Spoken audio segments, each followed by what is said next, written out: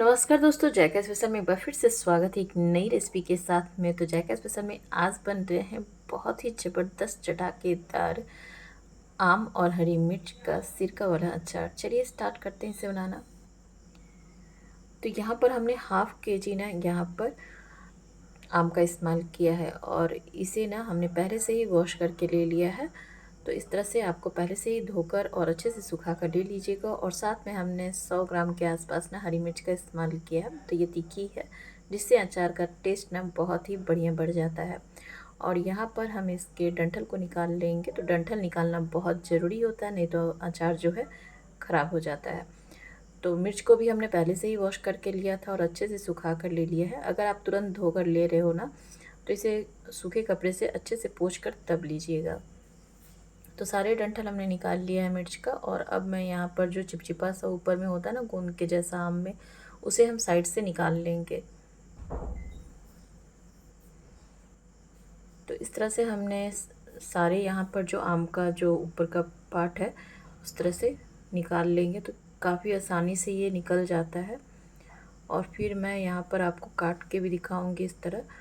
तो फिर बहुत ज़्यादा कुछ भी नहीं करना है, इसके छिलके को लेकर ही हमें अचार बनाना है। इसके छिलके को बिल्कुल भी नहीं निकालना है। तो यहाँ पे जब मैं काटने लगी तो मतलब गुठलियाँ आ गई हैं, काफ़ी अच्छी गुठली आ गई है। पर कोई बात नहीं, जितना हम साइड से निकाल सकते हैं इसे हम निकाल लेंगे।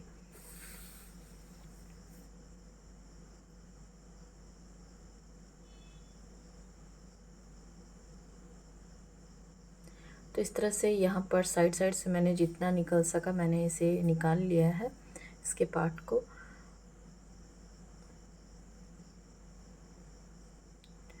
तो बाकी आम को भी मैं काट के देखती हूँ। तो यहाँ पर जब मैं इसे भी काट रही हूँ तो सारे आम में लगभग सभी में गुठलियाँ बिल्कुल परफेक्ट है। एकदम नरम वाली जो गुठली होती है वैसा कुछ भी नहीं है, गुठली आ गई है काफ़ी अच्छी आम में।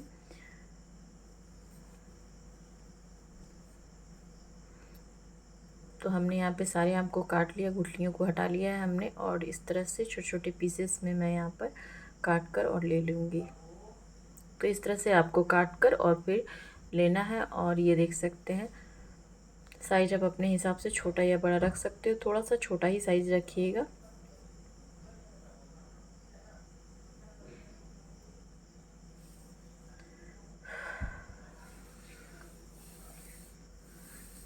तो यहाँ पर हमने सारे आम को काट लिया है।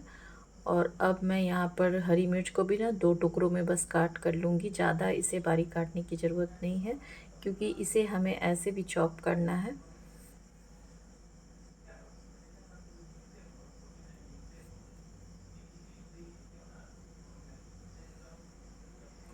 तो ये हमने यहाँ पर इसे चॉप इस मतलब 2 टुकड़ों में काट कर ले लिया है मिर्च को। और फिर यहाँ पर चॉपर ग्राइंडर हम लेंगे इस तरह से। और देख सकते हैं कितना अच्छा यहाँ पर है। तो इसके कटर को इस तरह से अच्छे से बैठा लीजिए और फिर आम को यहाँ पर डाल लेंगे और इसे हमें चॉप कर लेना है। एकदम जैसे पेस्ट होता है ना उस तरह का नहीं बनाना है, थोड़ा सा ना हल्का सा मैं दिखाऊंगी कि किस तरह से रहना चाहिए। बहुत ज़्यादा चॉप करने पर ना फिर पानी बहुत ज़्यादा इसमें से निकलने लगता है। तो यहाँ पर हमने चॉप कर लिया और अब मैं यहाँ पे दिखाती हूँ। तो ये देख सकते हैं कितना अच्छा यहाँ पर ना छोटा छोटा टुकड़ा बिल्कुल दिख रहा होगा ना, बिल्कुल उसी तरह से चॉप करना है आपको। बहुत ज़्यादा इससे ज़्यादा चॉप मत कीजिएगा, या इससे थोड़ा सा मोटा भी रखिएगा तो कोई बात नहीं है।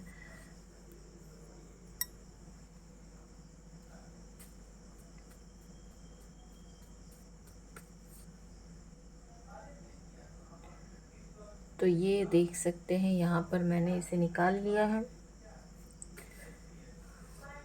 और अब यहाँ पर मैं तो थोड़े से साउंड मेरे घर में मेरा बेटा पढ़ रहा है तो उसका भी साउंड आपको बीच बीच में आ जाएगा। तो यहाँ पर मैंने आम को चॉप करने के बाद यहाँ पर मैंने हरी मिर्च को भी यहाँ पर डाल ले रही हूँ। और डालकर और इसे भी हम चॉप कर लेंगे इस तरह से।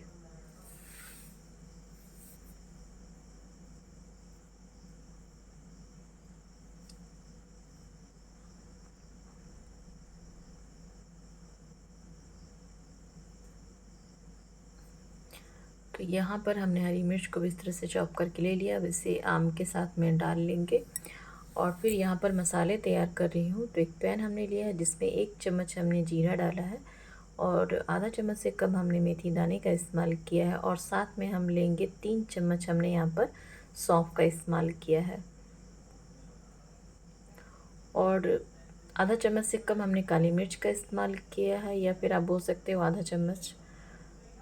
तो इस तरह से अच्छे से आपको रोस्ट करना है मीडियम फ्लेम पे। और फिर हमने रोस्ट करते समय में ना 1.5 चम्मच यहाँ पर हमने सरसों काली वाली डाल लिया है और इसे भी मीडियम फ्लेम पे इस तरह से अच्छे से सभी के साथ में हमने रोस्ट कर लिया है। बहुत अच्छी सी खुशबू आ रही है। अब मसालों को हम यहाँ पर ना मिक्सी जार में डालकर ठंडा कर कर और मतलब ठंडा करके मिक्सी जार में डाल लीजिएगा और फिर ग्राइंड कर लेंगे हम। यहाँ पर इसी पैन में मैंने 1 कप हमने तेल को गरम कर लिया। अब फ्लेम हमने बंद करके ठंडा होने के लिए रखा है और यहाँ पे मसाले दिखाती हूँ। तो मसालों को हमने थोड़ा सा दरदरा पीसा है, बहुत ज़्यादा फाइन पाउडर मत कीजिएगा। तेल अभी भी फ्लेम बंद करने के बाद भी थोड़ा गर्म था तो मैंने उसमें कश्मीरी लाल मिर्च पाउडर, मेथी दाना आधा चम्मच के आसपास हमने डाला है और आधा चम्मच हमने सौंफ डाल लिया था।